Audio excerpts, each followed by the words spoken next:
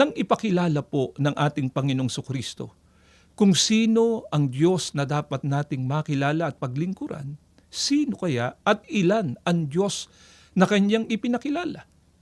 Ipinakilala po kaya ng ating Panginoong Kristo ang kanyang sarili na kapersona din ng nag-iisang tunay na Diyos. Pakinggan ninyo at ganito ang mababasa natin dito po sa Juan 17:1,3 ay ganito ang mababasa natin.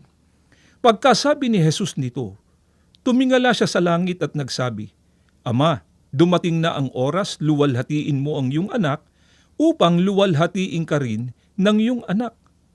At ito ang buhay na walang hanggan, ang makilala ka nila.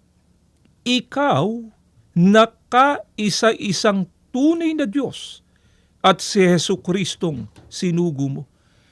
Napansin niyo po ba mga ginigiliw po naming mga taga-subaybay? Sa pahayag na ito ng ating Panginoong Kristo ay ipinakilala niya kung sino ang Diyos na dapat nating sambahin at paglingkuran. Iisa lamang po ang tunay na Diyos na ipinakilala at kinilala ng ating Panginoong Kristo. Walang iba kundi ang Ama. Maliban po sa Ama, wala nang iba pang tunay na Diyos.